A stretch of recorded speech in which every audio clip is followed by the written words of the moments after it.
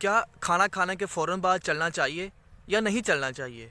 खाना खाने के मरीज़ हैं तो आपको खाना खाने के फ़ौरन बाद चलना चाहिए या नहीं चलना चाहिए? खाना खाने के फ़ौरन बाद आपको क्या करना चाहिए?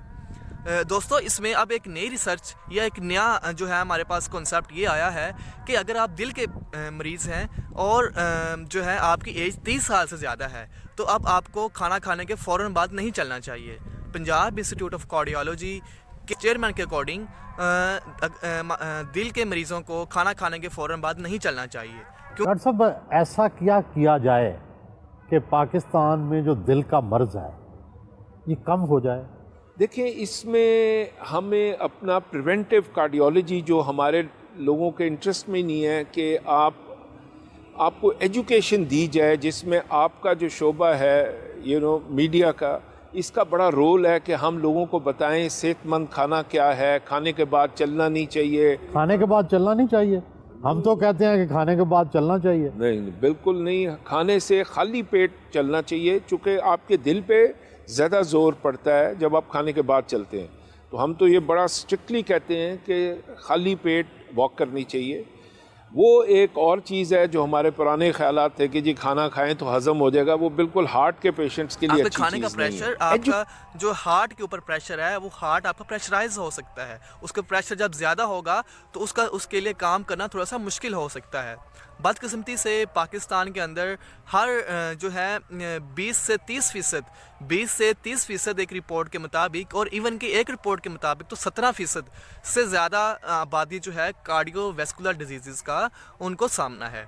जो वर्ल्ड हेल्थ ऑर्गेनाइजेशन की रिपोर्ट के अकॉर्डिंग 17.5% या समथिंग ये फिगर है हमारे पास कि पाकिस्तान के अंदर ये फिगर लोग क्रॉस कर चुके हैं। और इसके अंदर बदकिस्मती से 30 से 40 साल जिनकी एज है उनका फिगर ज़्यादा है, क्योंकि इस एज के अंदर जो है डिफरेंट डिजीज़ का अटैक, क्योंकि उनकी इम्यूनिटी का लेवल और उनके अंदर वो जो एक कुव्वत मुदाफ़ियत होती है उसका लेवल कम हो चुका होता है, तो ये डिजीज़ का अटैक ज़्यादा हो चुका होता है। और उनकी वेंस के अंदर, आर्टरीज़ के अंदर फैटी चीज़ों का जो है एक्युमुलेशन होने से, जमा होने से हार्ट की डिजीज़ ज़्यादा हो सकती हैं।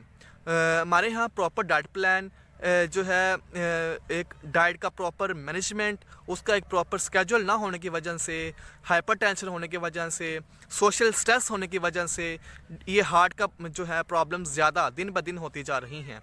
पाकिस्तान के अंदर ख़ास तौर पे डेवलपिंग कंट्रीज़ के अंदर, जिनमें पाकिस्तान सरफ़हरिस्त है, उनके अंदर उन कंट्रीज़ के अंदर की प्रॉब्लम्स दिन ब दिन बदलती जा रही हैं, ज़्यादा होती जा रही हैं। और ये हार्ट की प्रॉब्लम्स पहले ओल्ड लोगों को ज़्यादा होती थी, बूढ़े लोगों को ज़्यादा होती थी, रिटायर्ड लोगों को ज़्यादा होती थी, बट अब जो है जो हार्ट की प्रॉब्लम्स हैं वो टीन एज के अंदर ज़्यादा होती जा रही है। कुछ लोग इसका ये भी बताते हैं कि इसमें अंदर फास्ट फूड ज़्यादा होने की वजह से, हमारे यहाँ लोग फास्ट फूड के ऊपर ज़्यादा डिपेंडेड हैं, तो इसकी वजह से हमारी बॉडी के अंदर फैटी चीज़ें ज़्यादा होती जा रही हैं। हम जो है फैटी हमारी बॉडी हो जाती है और उससे भी हार्ट का प्रॉब्लम हो जाती है, क्योंकि जब हम फैटी हो जाएंगे, हमारा ओवरवेट हो जाएगा, तो उससे जो है हमें हार्ट की प्रॉब्लम्स का भी चांस ज़्यादा हो सकता है। तो ये जब पहले कॉन्सेप्ट ये था कि खाना खाने के फ़ौरन बाद चलना चाहिए, बट अब जो है हार्ट के पेशेंट्स के लिए ये चीज़ थोड़ी सी उसके रिकमेंड किया जाता है कि खाना खाने के बाद थोड़ी देर रेस्ट करें, थोड़ी देर अपनी जगह के ऊपर बैठे रहें, थोड़ी देर तक जो है सुकून करें। ये ना हो कि खाना जैसे ही ख़त्म हो आप दौड़े लगाना स्टार्ट कर दी। ऐसे बिल्कुल नहीं करना। अगर आप ऐसे करेंगे तो आपको हार्ट की प्रॉब्लम ज़्यादा हो सकती है।